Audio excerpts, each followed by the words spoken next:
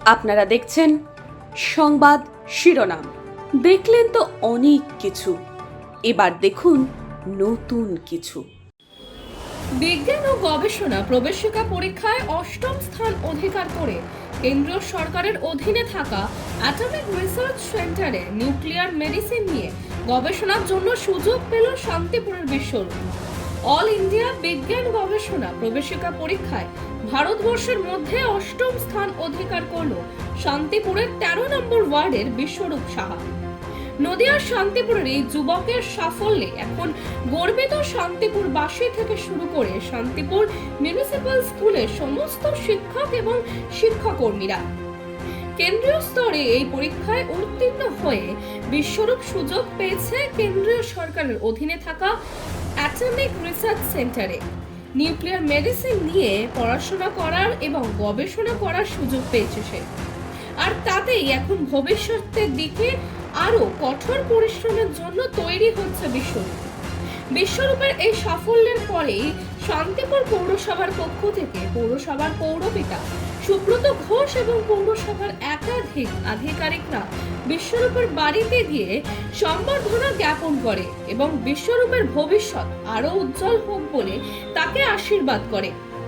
অপরদিকে বিশ্বরূপ সম্বন্ধে বলতে গিয়ে শান্তিপুর মিউনিসিপ্যাল উচ্চ বিদ্যালয়ের সহকারী প্রধান শিক্ষক প্রকাশ চন্দ্র দাস জানান, বিশ্বরূপ শান্তিপুর মিউনিসিপ্যাল উচ্চ বিদ্যালয় থেকে গত 2018 সালে উচ্চ মাধ্যমিক পাশ করে।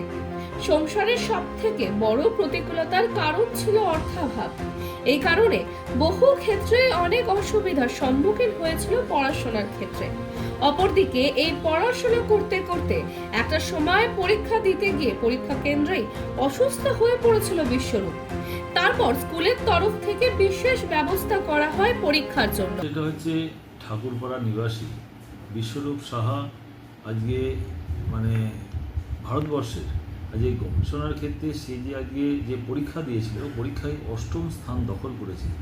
সত্যি একটা মফস্বল থেকে এবং সাধারণ একটা স্কুলে পড়াশুনো করে আজকে বর্তমান যুগে ইংলিশ মিডিয়াম বা অন্য অনেকেই অনেক জায়গায় পড়াশুনো করার যাদের অর্থনৈতিক অবস্থা ভালো আছে নিশ্চয়ই তার ছেলে মেয়েদের চেষ্টা করে, কিন্তু মফস্বল এলাকায় এরকম একটা স্কুলে পড়েও সেই যে এরকম একটা সাফল্য অর্জন করেছে, এটা সত্যি শান্তিপুরের একজন ওয়াসি হিসেবে আমি এটা গর্ববোধ করি এবং আমি সেই ওয়ার্ডের কাউন্সিলরও বটে।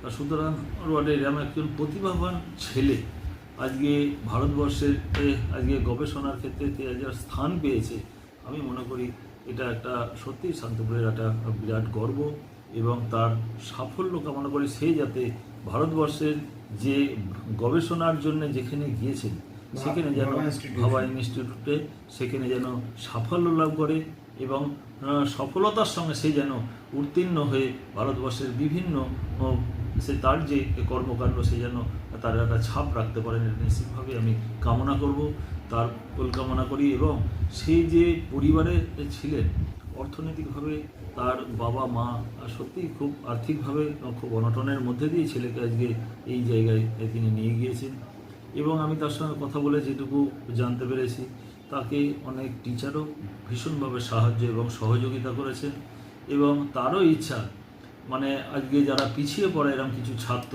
যারা আজকে এই তাদের মেধা আছে তাদেরকেও তিনি আমাকে বলেছেন, তাদেরকেও আমি প্রয়োজনে যদি কোনো রকম আমার সাহায্য লাগে তিনিও সাহায্য করতে প্রস্তুত। তো সুতরাং এরকম একটা ছেলে এবার এরকম একটা স্টুডেন্ট শান্তিপুর থেকে আজকে